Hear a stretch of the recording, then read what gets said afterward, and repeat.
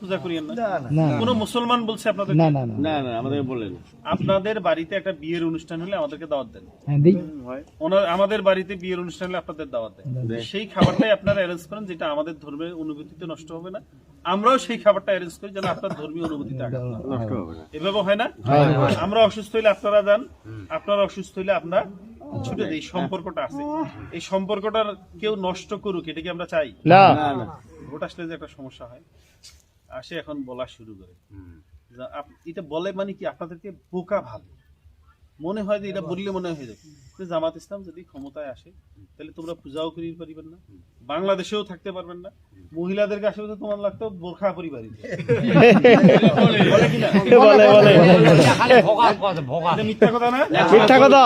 আমার কথা হচ্ছে যে নির্বাচন মানে যাচাই করা। আপনাদের যদি আমাকে ভালো লাগে আমাকে ভোট দিবেন, আমার থেকে আরেকজনকে ভালো লাগবে তাকে ভোট দিবেন। যদি নির্বাচন মানে যাচাই করা, বাছাই করা, আর যদি আমাকে সবাই ভালো লাগতো তাহলে ফের ভোট করার দরকার ছিল না।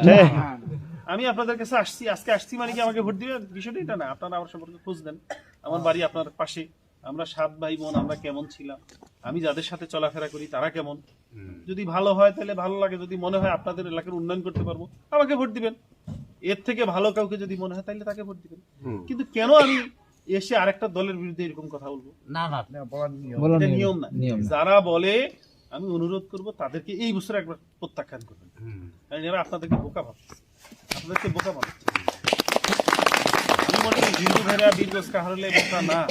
আমি শিবরামপুরের সব স্কুল মাদ্রাসায় গেছি, আমাদের মুরারিপুরের ওখানে যে মাদ্রাসায় 5 জন চাকরি করে হিন্দু মানুষ, হ্যাঁ ঠিক মহিলাও চাকরি করে।